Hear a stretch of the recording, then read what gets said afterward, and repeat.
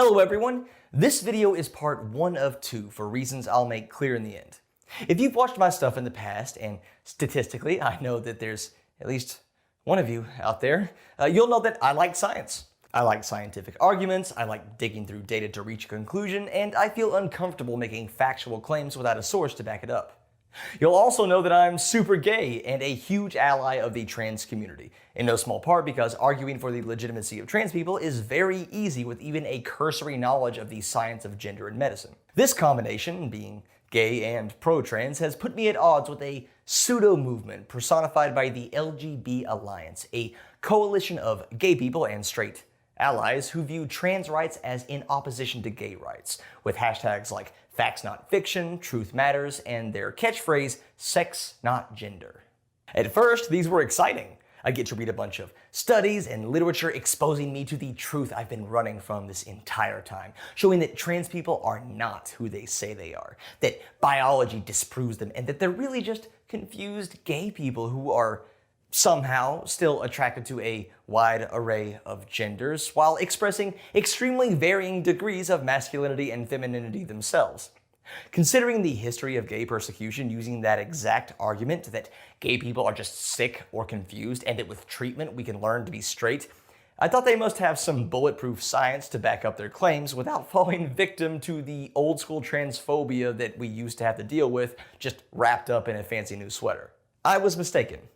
They have no facts, biological or otherwise, to put forth. Instead, they have platitudes, slogans they repeat over and over in lieu of an actual argument. Oh, and while filming this video, they tweeted out this, which is definitely a thing that happened. Their central claim, sex not gender, seems to be mostly in reference to gay people, particularly lesbians, who are attracted to physical sex rather than gender.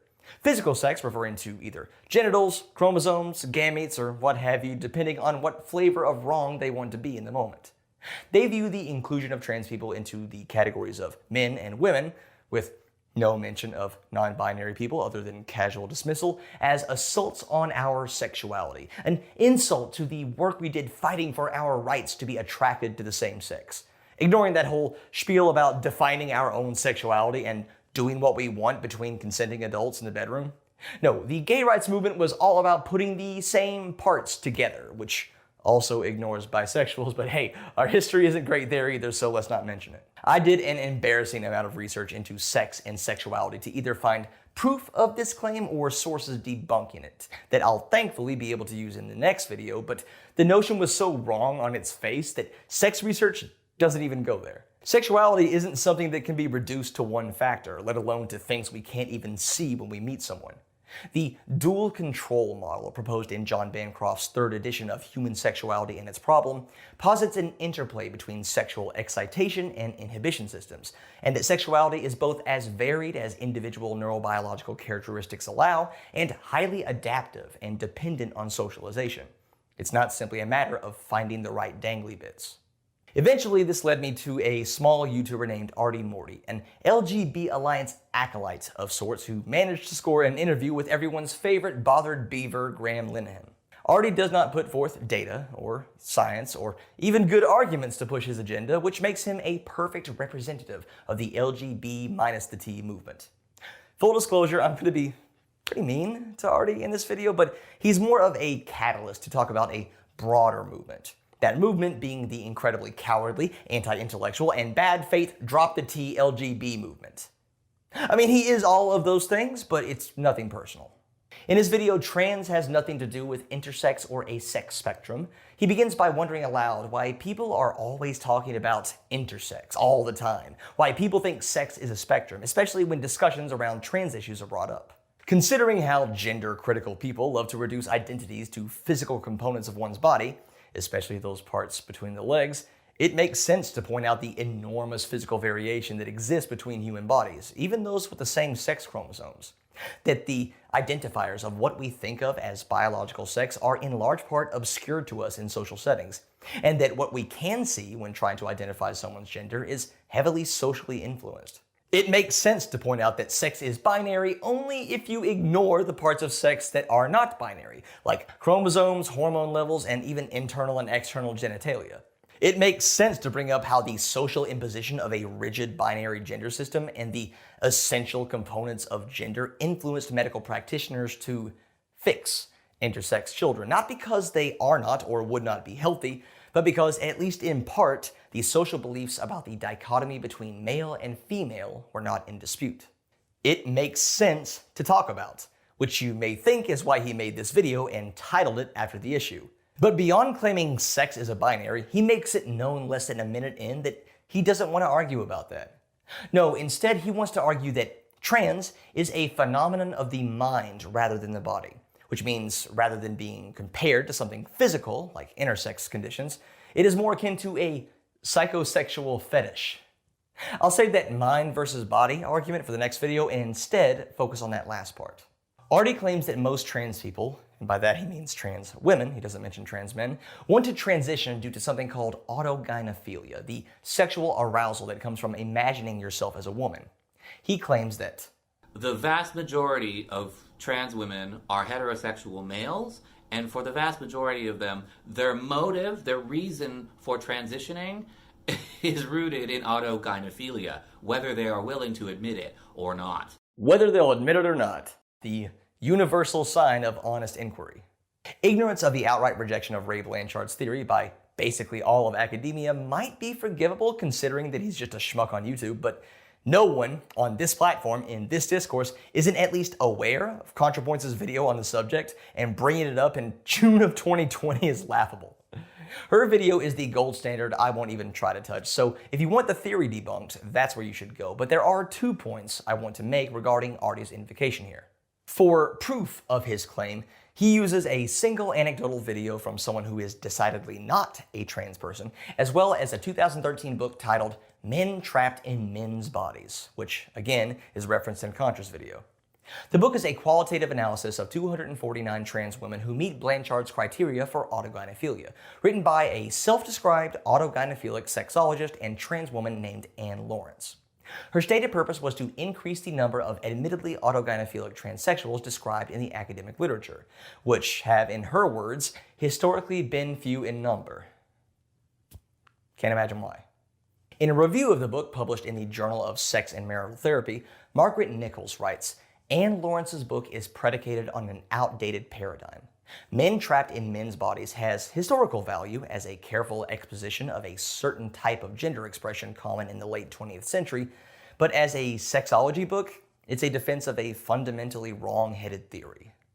Now, Nichols is a self-admitted critic of the theory, and even though she goes out of her way to paint Lawrence as kind, ethical, and a staunch advocate of trans rights, Arty and his ilk may still dismiss her as a biased source, as ironic as that would be. Whether they are willing to admit it or not. So let's read directly from the book, where she describes her recruitment methods and subject inclusion criteria.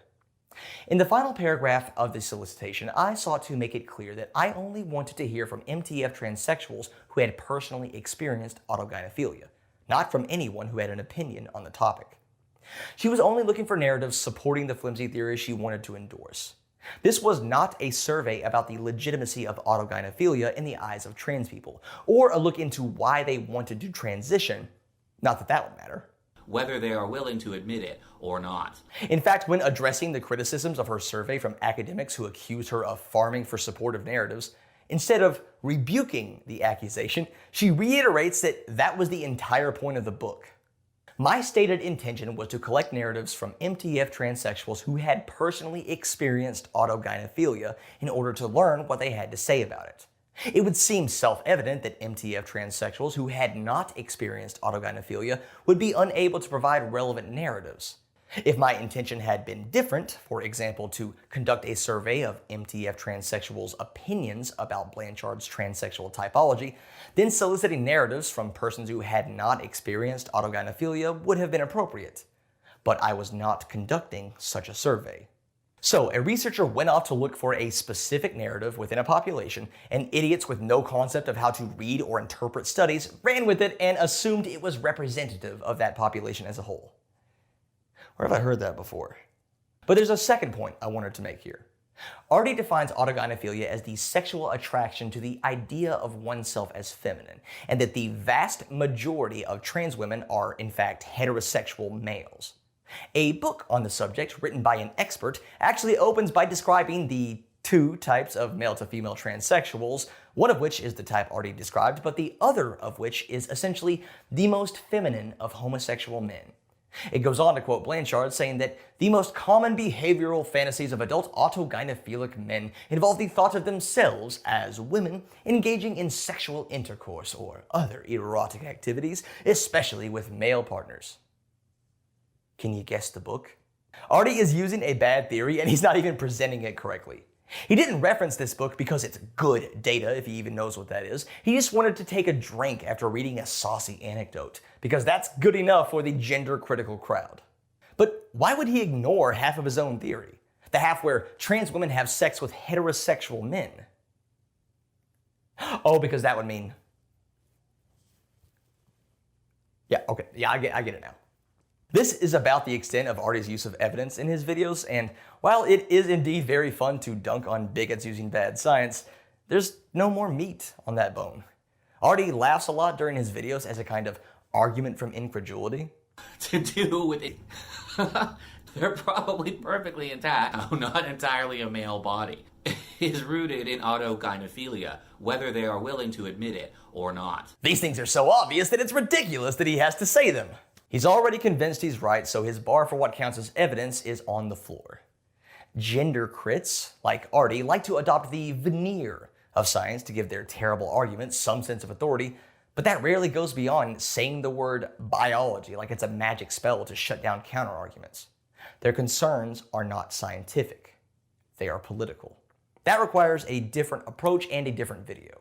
If science is not the means by which you formed your factual opinions, science will not sway you from them. I need to get a better grasp on how these people think to reach them where they're at. And after noticing the weird drink and laughter, I reached out to internet historian and Twitch scientist Chud Logic to explain what motivates Arty and the people like him before I go into part 2. Hello, Jangle's YouTube audience. I'm Chud Logic. I've been studying bigoted grifters on various online platforms for the past year now, and I finally collected enough data to come to an evidence-based conclusion as to why they do what they do. You see, biomarkers of various internet personalities who engage in racist, homophobic, or transphobic rhetoric have indicated that they do not possess the necessary mental or verbal capacities to reliably set up a camera and microphone, let alone navigate the technical minefield of editing a video and uploading it to the internet. This is a natural and innate limitation of this population, particularly the subset that I, unfortunately, must refer to as gender critical due to political correctness. In order to overcome this genetic limitation, many have taken to ingesting an elixir that not only temporarily gives its subject the mental fortitude to form nearly complete sentences, but imbues them with a narcissistic confidence that forgoes the need for evidence to be convinced of their righteousness. I first discovered the secret beverage while investigating Stephen Crowder, who adopted a mug as a symbol of his devotion to the substance that enabled his foray into conservative unreality. Rigorous further research has revealed that countless other internet bigots rely on the same liquid formula to overcome their innate inabilities to speak human languages without defecating uncontrollably. This eventually led me to the kingpin of the operation, pictured here.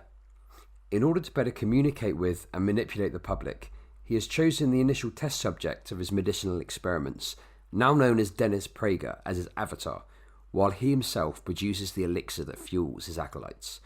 Otto, which is of course an acronym for Obfuscatory Training Targeting Oppressors, discovered roughly 10 years ago that his testicular secretions, when consumed by humans exposed to Fox News or Harry Potter, could alter the expansive network of dormant neurons within their brains to be more receptive to the dumbest ideas in the known universe.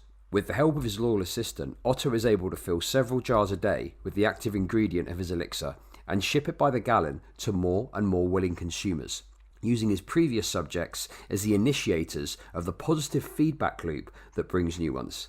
This ingredient, known in the scientific community as dog cummies, is vital for the continued functioning of Arty Morty and those like him. Now, I haven't spoken to Arty Morty or anyone else on his side, but I feel like this is conclusive proof explaining why he does what he does.